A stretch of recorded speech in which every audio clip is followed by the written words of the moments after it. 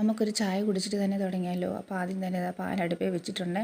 അമ്മ അപ്പോഴത്തേന് ചപ്പാത്തിക്കുള്ള മാവ് ഇവിടെ കുഴച്ച് റെഡിയാക്കി വെച്ചിട്ടുണ്ട്. കണ്ടില്ല, നല്ല സോഫ്റ്റ്. അമ്മ എപ്പോഴും ചപ്പാത്തി കുഴയ്ക്കുമ്പം ചൂടുവെള്ളത്തിലാണ് കുഴയ്ക്കാറ്. അത് കാരണം നല്ല സോഫ്റ്റാണ്. ഇത് പാൽ തിളച്ച് വന്നിട്ടുണ്ട്. അപ്പോൾ ഞങ്ങളിത് ചായ കുടിച്ചു. പിന്നെ അത് കഴിഞ്ഞ് കുഞ്ഞിനെ ഉറക്കാൻ പോയി. കുഞ്ഞിനെ ഉറക്കി പിള്ളേർക്ക് ഹോംവർക്കൊക്കെ ഉണ്ടായിരുന്നു. അതെല്ലാം ചെയ്ത് വന്ന ശേഷമാണ് ഞാൻ ചപ്പാത്തി പരത്താൻ കൂടെ നിന്നത്. ഞാൻ മിക്ക ദിവസവും ചപ്പാത്തിക്ക് ഇങ്ങനെ ഉരുട്ടി ഇടുമ്പോൾ ഒരു വെട്ടൽ പോലെ വരും. എനിക്ക് ശരിക്കും ഉരുട്ടാൻ കിട്ടുകയില്ല. അപ്പോൾ ഞാൻ എന്ത് ചെയ്യും, ഞാൻ ഈ പകുതി കയ്യിൽ ഉരുട്ടി വെച്ച് ബാക്കി ടൈൽസിൽ ഇങ്ങനെ ഒന്ന് വട്ടം കറക്കിയെടുക്കും. കണ്ടില്ല, ഇതുപോലെ വെട്ടൽ വീഴും. എനിക്കിത് ഇഷ്ടമല്ല അങ്ങനെ. അപ്പോൾ ഞാൻ ടൈൽസിൻ്റെ പുറത്ത് ഇങ്ങനെ ഉരുട്ടി കൊടുക്കുമ്പോൾ ആ വെട്ടലെല്ലാം മാറിക്കിട്ടും.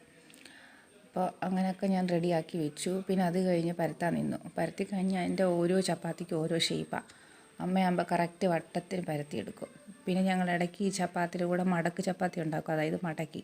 അപ്പോൾ മടക്കുമ്പോൾ നമ്മൾ ചപ്പാത്തിക്ക് ഒന്നീ നെയ്യോ ഇല്ലെങ്കിൽ വെളിച്ചെണ്ണയോ പരട്ടാം. അതാകുമ്പോൾ നല്ല സോഫ്റ്റാണ്. ഉണ്ടാക്കി കഴിയുമ്പോൾ ചപ്പാത്തി ഇങ്ങനെ പൊങ്ങി വരും.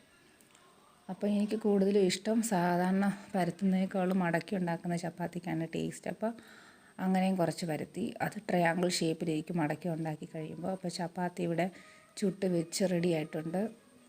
പിന്നെ തൊട്ട് കൂട്ടാനായിട്ട് തക്കാളി ചട്നിയാണ് അമ്മ പണ്ടേ ഉണ്ടാക്കാറുള്ളത്. എനിക്ക് ഒത്തിരി ഇഷ്ടമാണ്. കിഴങ്ങ് കറിയെക്കാട്ടി കൂടുതൽ ഇഷ്ടം ഈ തക്കാളി ചട്നിയാണ്. അപ്പോൾ അതിന് 2 ഐറ്റംസ്, തക്കാളിയും സവോളയും മാത്രം നൈസായിട്ട് അരിയണം. കുനുകുനാന്ന് നല്ല നൈസായിട്ട് അരിയണം. അമ്മ തന്നെ എല്ലാം അരിഞ്ഞ് അത് അമ്മയ്ക്ക് തന്നെ ഞാൻ ആ പണി കൊടുത്തു. ഞാൻ വെച്ച് കഴിഞ്ഞാൽ ശരിയാവുകയില്ലെന്ന് കണ്ട് അമ്മ അതിൽ എക്സ്പേർട്ട് ആയതുകൊണ്ട് ഞാൻ അമ്മയ്ക്ക് തന്നെ കൊടുത്തു. അങ്ങനെ തക്കാളി ചട്നി ഇവിടെ റെഡി ആയിട്ടുണ്ട്. അപ്പോൾ എനിക്ക് വിശക്കുന്നുണ്ട്, ഞാൻ പോയി കഴിച്ചിട്ട് വരാം.